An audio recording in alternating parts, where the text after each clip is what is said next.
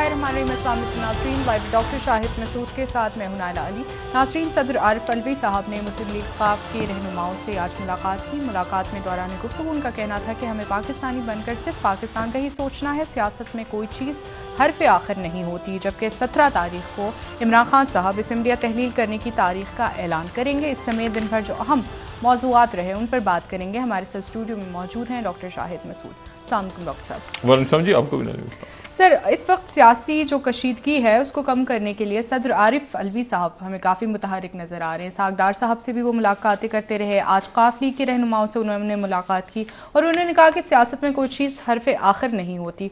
क्या इन मुलाकातों के नताइज हम आने वाले दिनों में देख सकेंगे? आरिफ अलवी साहब, मुझे नहीं पता कि कौन सी सियासी कशीदगी कम करने में वो कामयाब अभी तक हुए हैं, क्योंकि पिछले कई माह से या माह साल से जो मामला चल रहा है उसमें कोई आरिफ अलवी साहब की कोई ऐसा बड़ा क्राइसिस नहीं है जो आरिफ अलवी साहब की वजह से ख़त्म हो गया हो। आरिफ अलवी साहब एक चैनल ज़रूर हैं, उनसे इसहाक डार साहब भी मिल लेते हैं। ज़ाहिर इसहाक डार साहब इमरान खान से तो नहीं मिलेंगे या इमरान खान से नहीं मिलेंगे, या जो आज़म नज़ीर तारड़ साहब हैं उनसे मिल लेंगे, ज़ाहिर उनकी एक आइनी हैसियत है सदर की, लेकिन या सादिक साहब मिल लेंगे। लेकिन उससे हट के बाकी कोई, मेरा नहीं ख्याल कि कोई ऐसा बड़ा बहरान, और उनके पास कोई ऐसा कोई पावर्स भी नहीं है प्रेसिडेंट के पास। वो सिर्फ एक चैनल दरमियान में उन्होंने इस्तेमाल करने की कोशिश की कई दफ़ा शायद उनको कामयाबी हुई भी हो। हमें पता है कि जो साल गुजर रहा है इसमें उनकी कई मुलाकातें हुई दरमियान में। जो पुरानी अस्करी क़यादत थी उसके साथ उन्होंने मुज़ाकरात, इमरान खान साहब भी बैठे, उनके ऑन रिकॉर्ड हैं वो मीटिंग्स जो कि ईवान सदर में हुई, लेकिन उनके नतीजे में उसका कोई रिजल्ट तो नहीं आया ऐसा सच कि हम कहें कि कोई इमरान खान साहब या कोई भी फरीक उस पर कायल हुआ।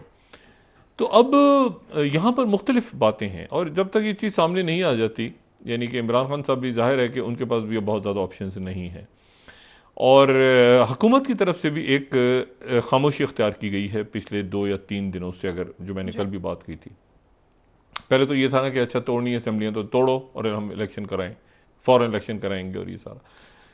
तो हुकूमत की तरफ से भी ज़ाहिर या सादिक साहब और इसहाक डार साहब और आज़म नज़ीर तारड़ साहब जो हैं वो सदर से मिले हैं, तो फिर उसके बाद यकीनन अब मईशत पे तो बात हुई है सिर्फ, ये तो सदर क्या करें मईशत पे बात, तो सदर का क्या रोल है। तो लेकिन असल जो बात है वो यही है कि गालिबन असेंबलीज़ को ना तोड़ा जाए, और अब मुख्तलिफ इसमें शख्सियात मुख्तलिफ बात कर रही हैं। असेंबलियाँ ना टूटें, उसके नतीजे में बहरान पैदा हो जाएगा। फैसला करना है इमरान खान ने, और इमरान खान फैसला कर चुके हैं और इमरान खान ऐलान कर चुके हैं। ये आरिफ अलवी साहब तो उस ऐलान के बाद गए हैं, और आरिफ अलवी साहब पहले भी लाहौर गए थे जब ये क्राइसिस पैदा हुआ था, ये गुज़रे महीने जब चेंज ऑफ कमांड हो रही थी, तो उसमें भी कोई ख़ास उस वक्त भी कोई बड़ा नताइज नहीं निकले थे।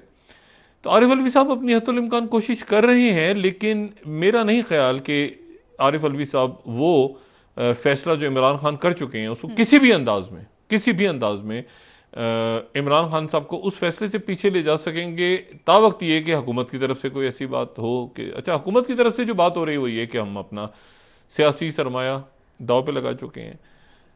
मुल्क का मसला ये है कि मुल्क के अंदर सरमाया ख़त्म हो रहा है, ठीक है, यहाँ सियासी सरमाया भी इशू है, मुल्क का सरमाया भी इशू है, और ये तो तय बात है कि डिफ़ॉल्ट नहीं करने जा रहा पाकिस्तान, लेकिन उसके साथ साथ डॉलर्स कम हो रहे हैं। डॉलर्स बाहर से कब आएंगे, कैसे आएंगे, कौन सा बरादर मुल्क देगा, किस तारीख को देगा, कब शिफ्टिंग, कब कैसे होगा, वो अभी तक वो हवा में चीज़ चल रही है। और 4 हफ्ते के रह गए थे, तो अभी हम कह सकते हैं कि 3 हफ्ते 3.5 हफ्ते के ज़खायर रह गए होंगे, क्योंकि हर हफ्ते जो है वो तकरीबन 50 करोड़ रुपया 50 करोड़ के उससे गिर रहा है। अच्छा, तो अब ये है कि इसमें मईशत पे अब कितनी बात की जाए, एक आदमी ने फिर बात कर लेंगे, मईशत पे तो और नीचे गिरी होगी।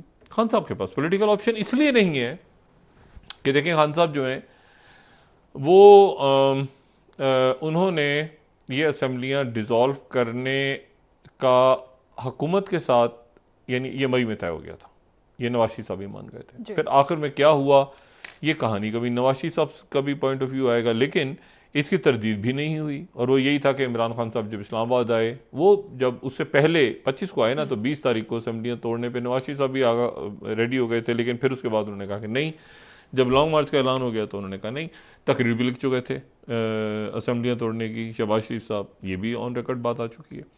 फिर उसके बाद वो कंटिन्यू हो गया सिलसिला, होते होते होते तो अब यहाँ पे मामला आ गया है कि अब हुकूमत के पास, यानी वफाकी हुकूमत की अरेंजमेंट जो है, उसने कुछ ना कुछ तो देखे जाना है। जो इसहाकडार साहब कह रहे हैं कि हमारा सियासी सरमाया, लेकिन सियासी सरमाए के चक्कर में वो मुल्क की मईशत का वो बात नहीं कर रहे इसहाकडार। सब ठीक होगा, क्या ठीक होगा वो अल्लाह जानता है, कैसे ठीक होगा, कब होगा।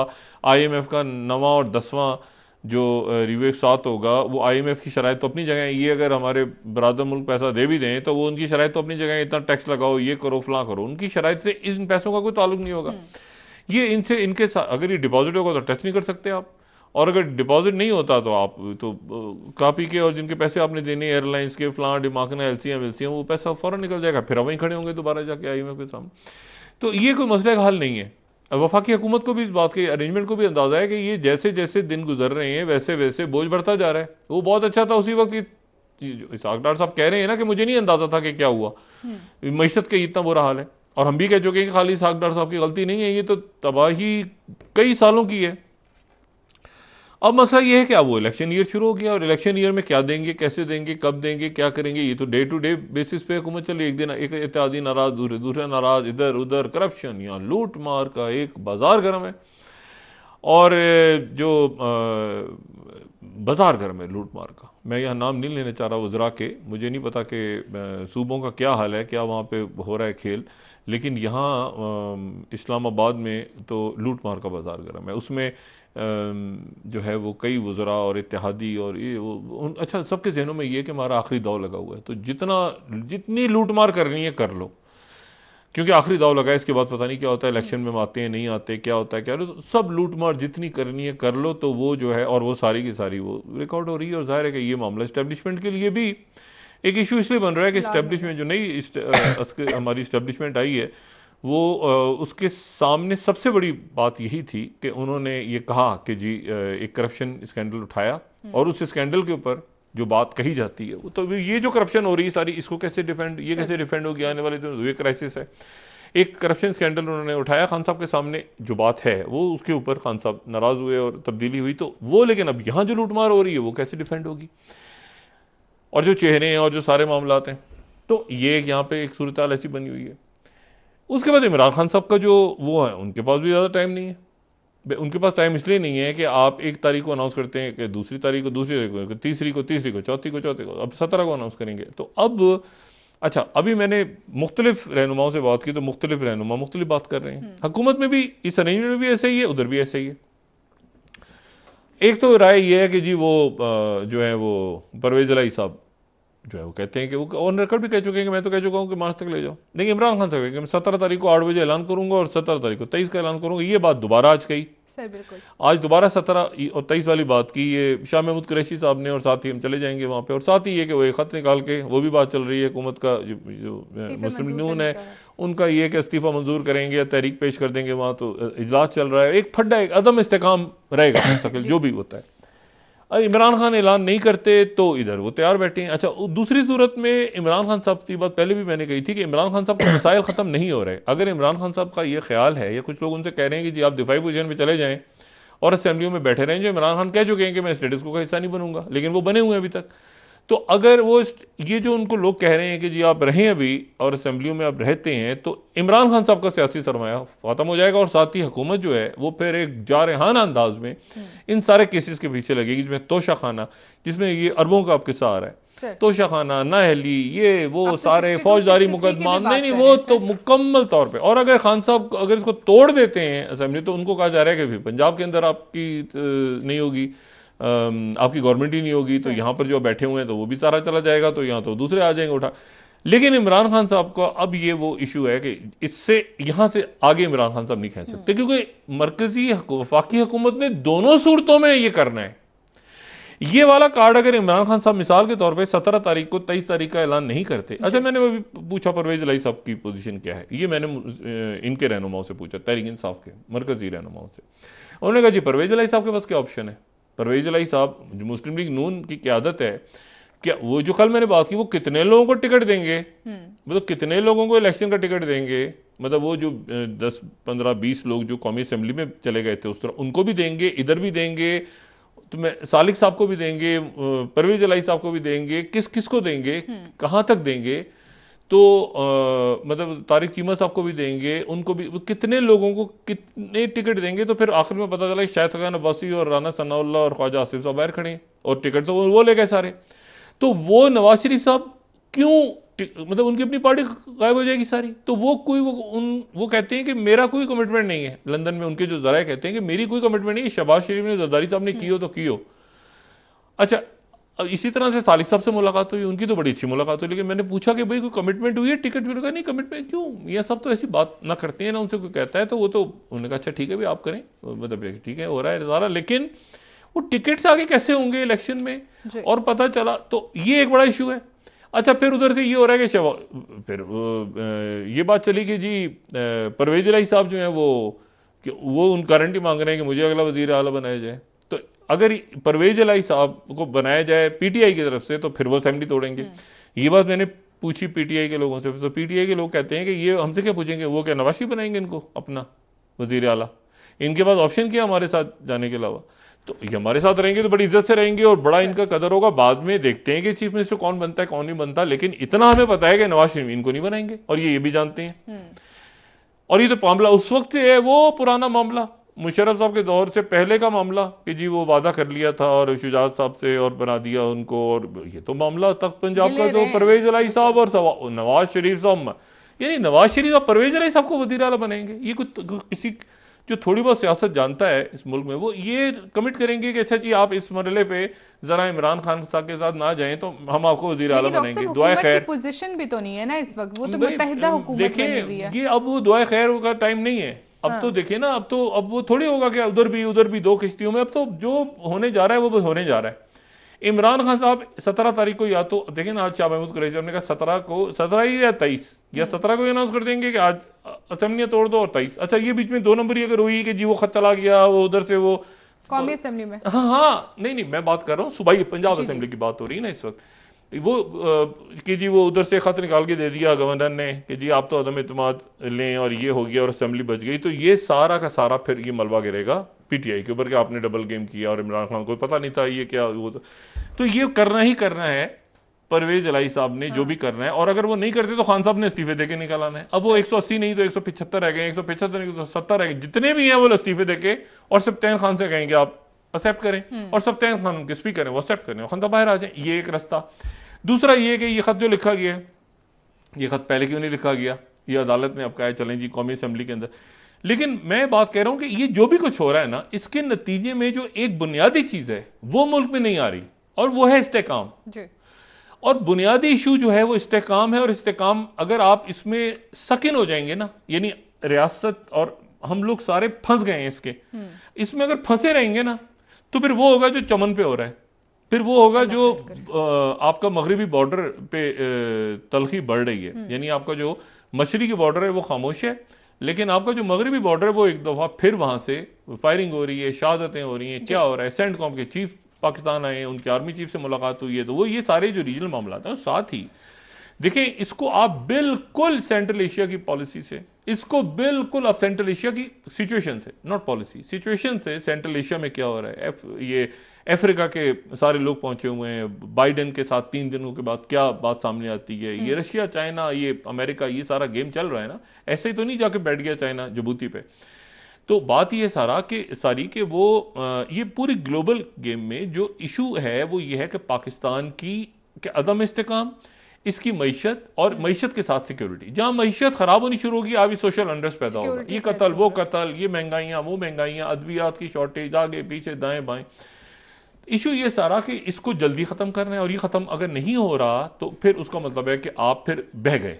यानी बहस से मतलब है कि वो फिर उसी में सकिन हो गए सब कि आपस में इसको पैसे दे दो, इतने करोड़ का इसको दो, इतने अरब दे दो, ये सीटें तोड़ो ये तोड़ो, उसके मुतामिल नहीं हो सकते आप, रियासत मुतामिल नहीं हो सकती। तो इसलिए जो भी कुछ होना है वो अब फैसला फौरन करना है कि क्या इलेक्शन आगे जाएगा। इलेक्शन अगर आगे जाएगा तो सब उसको एक्सेप्ट कर लें कि भाई ये मई में होगा, जून में होगा, ये जो है ये जब भी होगा, यानी जो हुकूमत कह रही है वो करें।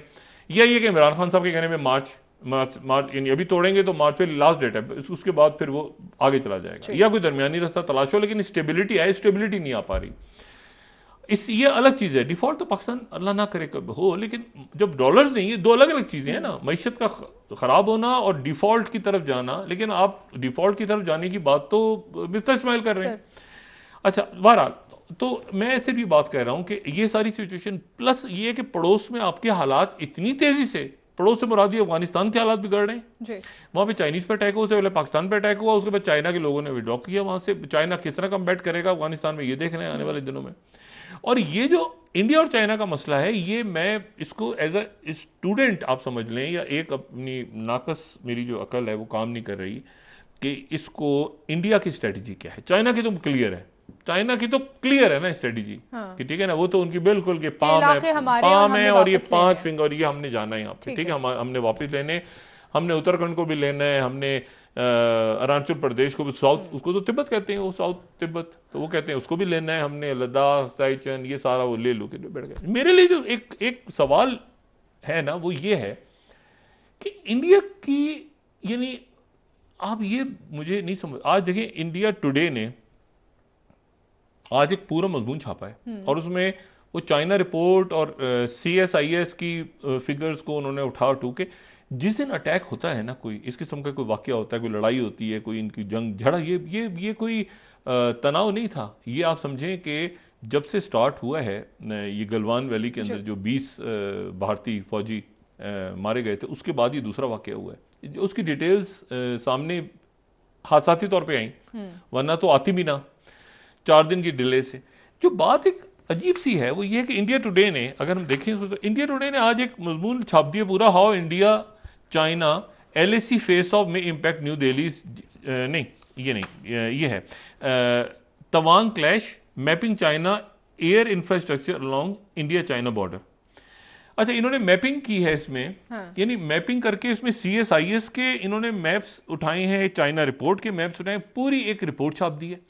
ये रिपोर्ट कोई अचानक एक दिन में तो नहीं आई ना, ये देखें, ये होता अजीब मामला होता है कि जब इनकी जंग छिड़ जाती है तो अगले दिन या 2 दिनों के बाद या बताते हैं आके, एक रिपोर्ट सामने आती है कि जी यहां पर चाइना अपने अड्डे बना चुका है, यहां पे चाइना खड़ा हुआ है, यहां चाइना बैठा हुआ है, अब ये देखें, ये जितने रेड स्पॉट्स हैं ना, ये LAC के नजदीक उनके एयरपोर्ट्स बने हैं, एयरपोर्ट्स हैं। अच्छा। ये गांव नहीं है, ये एयरपोर्ट्स हैं, एयरपोर्ट्स। अच्छा, और उसके बाद ये अगर हम इसको दूसरा मैप दिखाएं तो इस पे लिखा है major air station near Indo China border, ये ठीक है। अच्छा, फिर उसके बाद आप इनको ये देखें इसमें कि वो ये कह रहे हैं कि जी possible accommodation, maintenance, support facility है किसी जगह पे, और इसमें जो है वो होतान एयरबेस है, निगरी गुंसा एयरबेस है, उसकी सैटेलाइट पिक्चर आ रही है, उसके बाद शिगात्से पीस एयरबेस है, उसके बाद जो है ये सारे यहाँ पर डिफेंस सिस्टम्स हैं, यहाँ पर रहने की उनकी जगह हैं, इंफ्रास्ट्रक्चर बना हुआ है, सड़कें बनी हुई हैं, और जनाब ये सारा का सारा, यानी आप ये देखें कि ये जो एयरपोर्ट्स हैं, ये एयरपोर्ट उन इलाकों में बने हैं जिन इलाकों में कुछ भी नहीं था 2-2.5 साल, कुछ था ही नहीं 2-2.5 साल पहले, अब पूरी वह बिल्डिंग, सड़कें, ब्रिजेस। अच्छा, ये रिपोर्ट मैं जिस बात पे हैरान होता हूं वो ये कि इंडिया इसको किसी प्लान के तहत सरेंडर कर रहा है। यानी अब देखें ना, सिकताई पीस एयरपोर्ट जो है, ये लार्जेस्ट सिटी तिब्बत की जो है सिकताई, वहां पे बना हुआ है, और ये जो है ये 150 किलोमीटर दूर है सिर्फ तिब्बत का जो इंडिया से बॉर्डर लग रहा है, वो ये वहां पे बना हुआ है। इस पे फाइटर एयरक्राफ्ट खड़े हुए हैं। अच्छा, रिफ्यूलर्स भी हैं इस पे।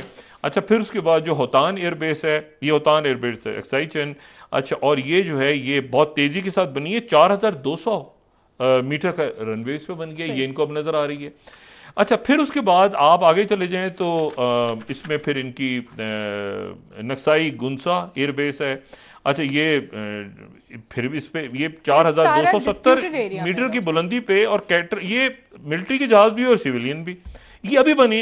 अच्छा, और ये कब बने? लेट 2020 में, यानी 2020 में बनना शुरू हुए, तो अब इनको पता चल रहा है। ये आप इनकी फिगर्स वो देखें जरा, जो इनकी इसको जूम इन करके आप देखें ना, पूरी रनवेज बन गई है वहां, यानी चाइना वहां पे मुस्तकिल बैठ गया। चाइना उत्तराखंड में आ जाएगा, ये मैं आपको बताऊं, जो इंडिया की पॉलिसी है, चाइना उत्तराखंड में भी आ जाएगा, चाइना जो है ये सिक्किम में भी आ जाएगा, चाइना ये सिस्टर से ये कोई ये उसको बात नहीं कर पा रहे। ये उसको, यानी देखें ना, अमेरिका ने बयान दे दिया, ओ भाई अमेरिका तो फलस्तीनियों के बयान दे देता है, अमेरिका ने बयान दे दिया, अमेरिका ने UN ने बयान दे दिया, बयान की बात नहीं हो रही। ये फड्डा जो है, ये फड्डा फिर काशगर एयरबेस है। अच्छा, ये जो है ये कराकोरम पास के पास इतने लद्दाख में बनाई हुई है उन्होंने। फिर शगान लोकजाई एयरपोर्ट है, पूरे पूरे एयरपोर्ट्स हैं। जी। और ये जो है ये उसके बाद निंगसाई मैंगलिंग एयरपोर्ट है, उसके बाद लासा गोंगार एयरपोर्ट है, उसके बाद रुतंग काउंटी हेलीपोर्ट है। ये सारे एयरपोर्ट्स हैं। अक्साई चिन हेलीपोर्ट है। ये मैंने आपसे कहा ना कि ये इन्होंने ये पूरी रिपोर्ट इंडिया टुडे ने छापी है, CSIS और चाइना रिपोर्ट के इन्होंने सैटेलाइट इमेजेस उठाई। ये यहां पर एक बड़ी जंग की तैयारी हो रही है, बड़ी जंग, ठीक है ना। वो बड़ी जंग जो है वो इलेक्ट्रॉनिक है, वो साइबर है, वो उसमें इन्होंने आज उनकी इंडियन एयरफोर्स ने वहां पे एक्सरसाइज भी की है। लेकिन वो तो उनके तो वहां तो देखें आप पूरे इंडिया की फौज उठा के ना, ये कुछ 3000 किलोमीटर के करीब जो है इनकी दरमियान जो सरहद है जी। उस सरहद को नीचे ले जाएं, ऊपर ले जाएं, जो भी ले जाएं, जहां पर भी आप करें, इंडिया चाइना का जो बॉर्डर जो भी है, बॉर्डर अभी तो बॉर्डर ही नहीं है ना कोई। तो इशू ये है कि ये आप तमाम इंडिया के फौज, जितनी फौज है और जितनी नेवी और जितनी एयरफोर्स है, उन सबको एक एक फुट में भी खड़ा कर दें ना, तो वो फौज कम पड़ जाएगी। आप चाइना से नहीं लड़ सकते भाई। चाइना की जो वो तो तैयार बैठी, उनकी वेस्टर्न कमांड से नहीं लड़ सकते आप। तो बात, मेरा जो नुक्ता नजर है वो ये कि पॉलिसी क्या है। अब पॉलिसी तो इसका कुछ भी नहीं है, सवाए इसके कि लोकसभा में एहतजाज हो गया, राजनाथ सिंह ने बयान दे दिया, ये कर दिया, वो कर दिया। और ये इसमें ये टोटल ठुस हो गया है टू फ्रंट वॉर वाला। उसकी वजह यह है कि अगर अरुणाचल प्रदेश में आप जाते हैं, ये टू फ्रंट वॉर वाला खेल था कि अगर आपका लद्दाख और लद्दाख के साथ ये ज्वाइन हो जाता है, यानी वो लद्दाख का एरिया और साथ उसके ज्वाइन होता है ये सियाचिन, और फिर ये LOC और नीचे खुलता है पाकिस्तान और चाइना इस तरह। लेकिन अगर यहां पर कुछ नहीं हो, अगर वो पूरी की पूरी, इसीलिए इन्होंने यहां से मूव करके ये लद्दाख में ले गए थे। लद्दाख है मगरबी साइड LAC की। अगर वो मशरकी साइड, यानी मशरकी साइड से अरुणाचल प्रदेश की तरफ वो जाते हैं, वहां फ्रंट खोलते हैं, तो ये टू फ्रंट वॉर का तो खेल ही अलग। ये तो बहुत, ये तो फौज मूव नहीं कर सकती यहां से वहां, वहां से। मैं सिर्फ ये सोच रहा हूं और मैं इंतजार कर रहा हूं कि इनके कोई लोग आके खुल के बात करें। अभी चाइना का जवाब देंगे, चाइना को मुंह तोड़ जवाब देंगे, हम यूं नहीं करेंगे, वो नहीं, ये सारी वो पूरी जो है ना ये लफाजी। क्वाड खामोश है, क्वाड किस लिए है, फिर उसके बाद वो ये पूरा का पूरा इशू मैं आपसे इसलिए कह रहा हूं क्योंकि चाइना का बॉर्डर ऊपर से जाके इन्हीं पहाड़ी इलाकों से जाके मिलता है अफगानिस्तान के साथ, ठीक है। वहां उनकी इन्वेस्टमेंट हो रही है। वो अफगानिस्तान जहां से पाकिस्तान के साथ पे अटैक शुरू हो गए, ठीक है। और कौन, अच्छा, ना सिर्फ पाकिस्तान भी शुरू हुए, चाइना पे भी हुए, ठीक है, चाइना पर भी हुए। चाइना ने डाउन प्ले किया, लेकिन चाइना छोड़ेगा नहीं, क्योंकि मैंने आपसे फिर पहले भी बात की कि अगर चाइना की इन्वेस्टमेंट पे इस तरह अटैक होने शुरू हो गए, तो अफ्रीका में जहां कॉन्फ्लिक्ट्स हो रहे हैं और इराक में और बाकी जो चाइना के लोग हैं वो कॉन्फ्लिक्ट जोन पे काम कर रहे हैं, प्रॉपर कॉन्फ्लिक्ट जोन, ठीक है ना। यानी आप उसमें ये देखें नाइजीरिया, आप देखें सोमालिया, आप देखें एरिट्रिया, इथोपिया में बैंड, ये पूरा जो है वो उनके बिलियंस ऑफ डॉलर की इन्वेस्टमेंट है, ठीक है ना। ये जो आपका एक डैम बन रहा है, जिस डैम के ऊपर फटा चल रहा है, एरिट्रिया का, इजिप्ट का और सूडान और ये सारा, तो इथोपिया। तो बात ही है सारी कि वहां पर उन चाइनीज को कौन सेव करेगा अगर ये इन्होंने अपनी चाइनीज इंजीनियर्स को या लेबर को इन्होंने सिक्योरिटी प्रोवाइड नहीं की। एग्जैक्टली, तो इसीलिए उसको बड़ा सीरियस ले रहे हैं अफगानिस्तान के हालात। जी डॉक्टर साहब, वापस आके बात करेंगे। अब आ जाए पाकिस्तान पे, आप वक्फा लें तो अब उसमें फिर आ जाते हैं इस बात पे कि क्या इमरान खान साहब अफोर्ड कर सकते हैं कि वो 17 तारीख को ऐलान ना करें 23 का असेंबली तहलील होने, और परवेज इलाही साहब कहें कि नहीं अभी तो मार्च तक खींचते हैं इसको। ठीक है, ठीक है नाजरीन, एक ब्रेक यहाँ पर ले लेते हैं, हमारे साथ रहिएगा।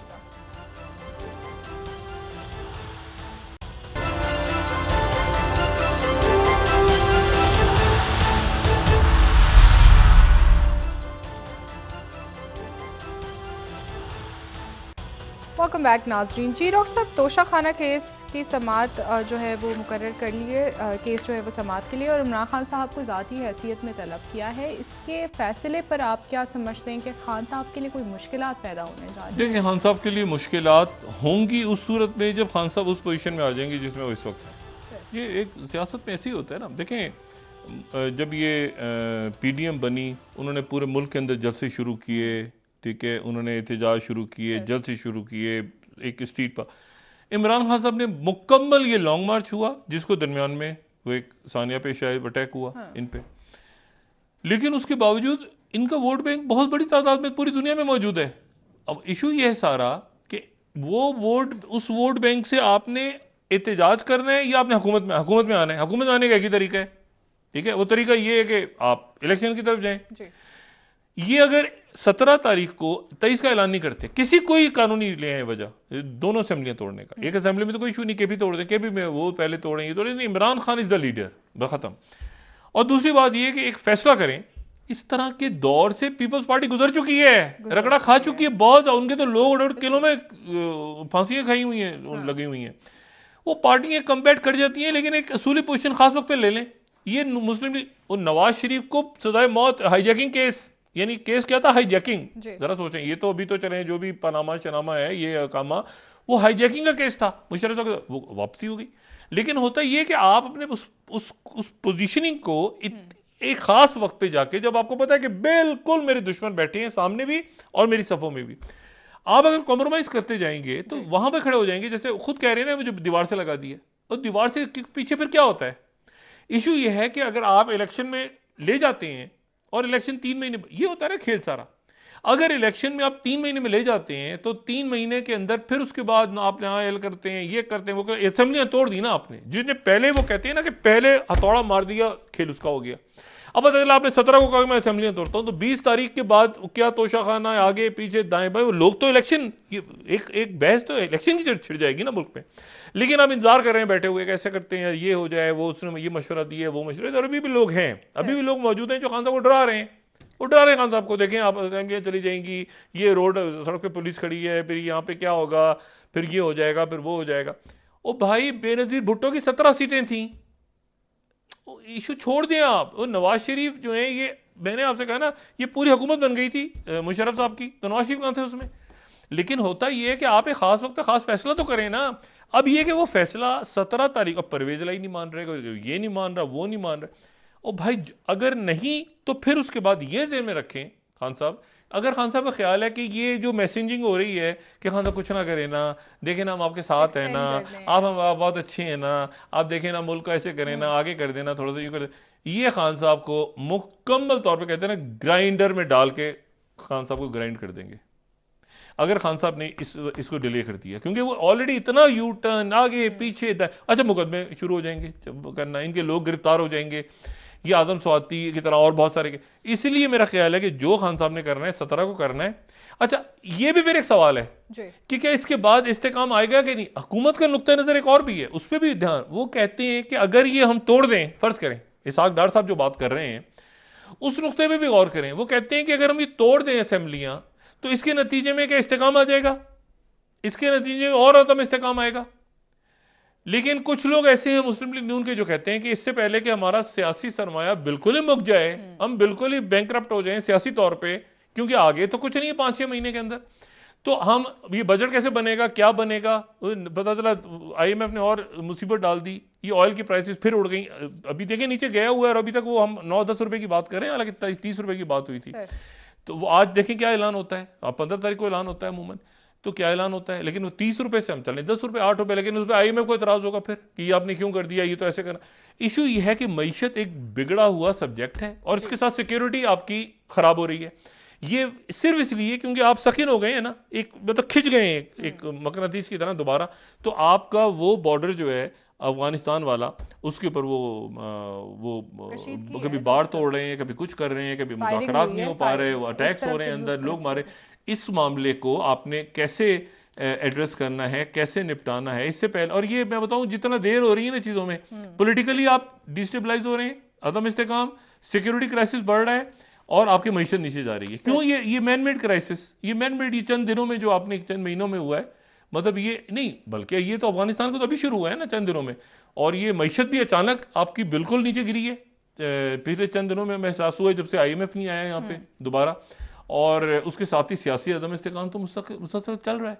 तो इसको हमने कहीं ना कहीं इसको डायलॉग के जरिए ही, एक दूसरे पे गोलाबारी तो नहीं करनी ना हमने मुल्क के अंदर, डायलॉग के जरिए कैसे होता है। हाँ, खान साहब एक कर दें कि ये मैं मुल्की उसके लिए मैं इसको डिले करता हूं कुछ अरसे के लिए। हाँ, लेकिन अगर इसको आगे करेंगे ना आप, अच्छा वो कहेंगे ना मेरे को डिले, इनका वोटर कहीं नहीं जाएगा, इनका और हुकूमत से कह दें कि ये तय यू टर्न, इमरान का वोटर वहीं रहेगा, लेकिन उसका रीजन ये अदम इस्तेकाम खत्म हो।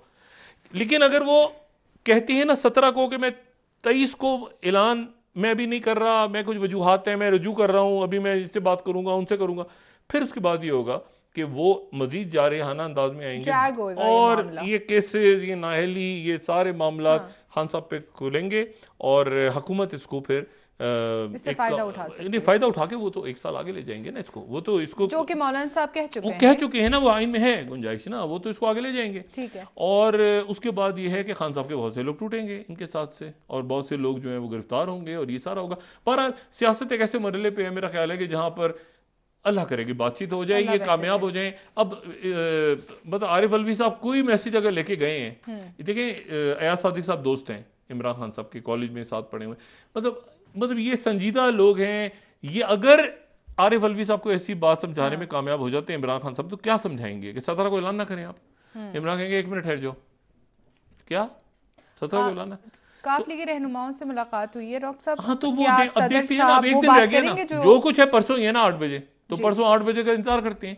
लेकिन उसमें मैंने आपसे ये कहा कि खान साहब के मसाइल चूंकि इसके बाद बढ़ रहे हैं, इस दौरान भी बढ़ रहे हैं और इसके बाद भी बढ़ेंगे, ये तोशाखाना केस, ये अरबों का मामला, ये सारा उसके बाद अरेंजमेंट जो है, ये जो गवर्नमेंट है ये फुल थ्रॉटल करेगी। हाँ, ये मैं बताऊं, और ऑलरेडी वो हैं जद में। डॉक्टर ब्रेक ले लेते हैं, वापस आएंगे, बात करेंगे मजीद। नाज़रीन ब्रेक।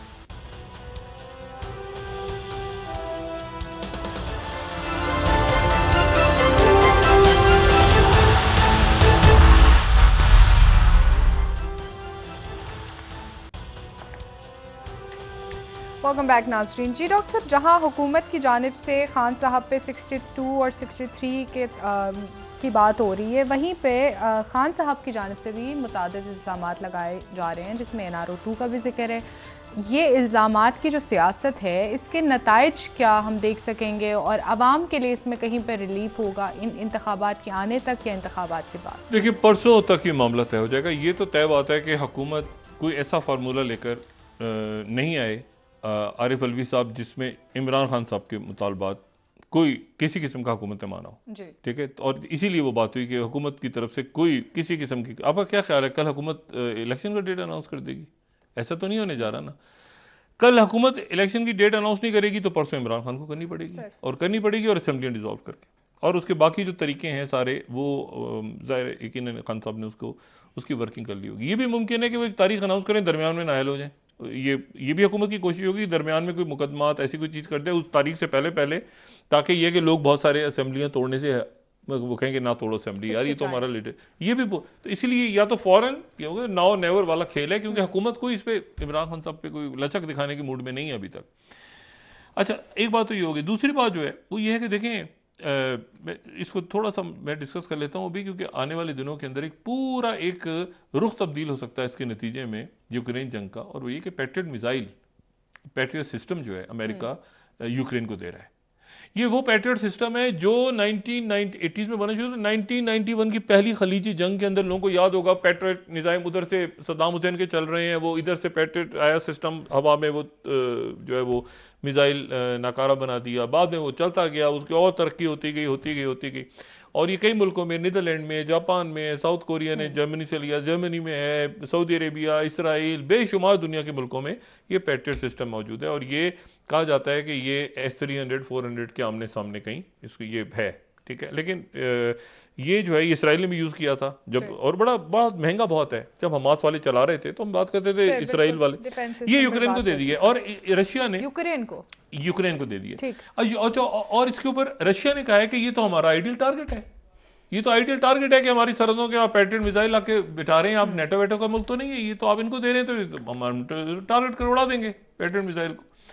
अच्छा, और वहां में बूट्स ऑन ग्राउंड नहीं है, अमेरिकन फौज तो नहीं है वहां, तो यूक्रेन के फुल्लों की, तो यूक्रेन को देना जो है अभी पैट्रियट डिफेंस सिस्टम ये वही है, मतलब वही कि यहाँ से एक लॉन्चिंग पैड है, लॉन्चिंग पैड जाता है ऊपर इंटरसेप्ट करता है, बहुत महंगा है, मतलब है कि इसमें अब ये डिपेंड करता है सारा कि उसकी एक बैटरी शायद दे रहे हैं, 4 बैटरीज देनी है, 2 देनी है, कितनी देनी है, लेकिन यूक्रेन को देने का फैसला हो गया है। और इस पे पैसा बड़ा खर्च होगा। ये यूक्रेन वाले अगर इसको यूज करते हैं रशियन मिसाइल्स के अगेंस्ट, तो 1 मिलियन, मतलब उधर से पता चला वो हमास वाले तो छोटा सा फेंकते थे मिसाइल, उधर तो 1 मिलियन का उनको खर्च करना पड़ता था पैट्रियट मिसाइल उसको रोकने के लिए। तो यहाँ तो अब कैसे होगा, लेकिन उसके नतीजे में ये तलखी बढ़ गई, क्योंकि रशिया कह रहा है कि अब तो ये टारगेट ये तो नेटो का मुल्क नहीं है, यहाँ पेट्रोल लगाया आपने तो यहाँ पे तो ये हमारा हमारा रिएक्शन बनता है। और ये इसका लॉन्चिंग पैड है जी, ये मोबाइल होता है एक जगह से दूसरी जगह, तो इसको हम डायग्राम में देख सकते हैं, ये ऊपर जाता है, ऊपर जाने के बाद एंड गेम इसका हवा में ही होता है। इनकमिंग थ्रेट को, ये इनकमिंग थ्रेट को नीचे रडार सेट है, एंगेजमेंट कंट्रोल रूम होता है, ये ऊपर से जाके ऐसे ही ऊपर जाके ब्लास्ट होता है इसका। इसके तीसरी अगर इसका डायग्राम देखें ना, तो यहाँ से इसके यानी ये ऊपर हवा में ही दूसरा जो मिसाइल आ रहा होता है सामने से, उस मिसाइल ये देखें ना, ये थ्रेट आ रही थी, ये जो रेड कलर का, इधर से इन्होंने इसको यहां से चलाया और ये एंड गेम हवा ऊपर ही हो गया, ठीक है, ये ऊपर ही हो गया। तो ये इसी तरह से हमने देखा होगा गल्फ वगैरह में अक्सर आती हैं तस्वीरें, सऊदी अरेबिया उधर से हुतीज ने मारा, उधर रियाद के पास हो। तो ये अब यूक्रेन में इसको लगाने का मकसद ये है कि, और रशिया का ये कहना कि ये तो हमारा टारगेट है, अगला टारगेट ही ये है, सही, ठीक है, और इसको मुड़ा देंगे। ठीक। तो अब ये आने वाले दिनों में इसका मतलब है यूक्रेन की जंग भी एक खतरनाक शक्ल इख्तियार कर रही है। इधर चाइना इंडिया के मामला बिगड़ रहे हैं, उधर अफगानिस्तान के अंदर फिर दोबारा दहशतगर्दी सर उठा रही है, मुज़ाकरात हमारे उन लोगों से शायद आगे बढ़ नहीं रहे, वो बाढ़ को नहीं मान रहे, क्या मामला आते हैं, शहादतें हो रही हैं, इस मामले को भी डिप्लोमेटिकली हल करना जरूरी है। सेंटकॉम के चीफ आए हैं, तो मतलब है कि और बहुत कुछ हो रहा है जिसमें अनफॉर्चुनेटली पाकिस्तान ये मैन मेड क्राइसिस में फंस गया है। असल मामला सिक्योरिटी खड़ा हो गया, मईशत का खड़ा हो गया दोबारा, और ये सियासी अदम इस्तेकाम बढ़ता जा रहा है। सर बहुत शुक्रिया डॉक्टर साहब। नाज़रीन, प्रोग्राम का वक्त खत्म हुआ, कल इंशाल्लाह दोबारा आपसे मुलाकात होगी। मुझे नाला अली को इजाजत दीजिए। अल्लाह हाफ़िज़ जी डॉक्टर साहब। अपने दोस्तों रिश्तेदारों गुरदनवा के लोगों का सब ख्याल रखिएगा। अल्लाह हाफ़िज़।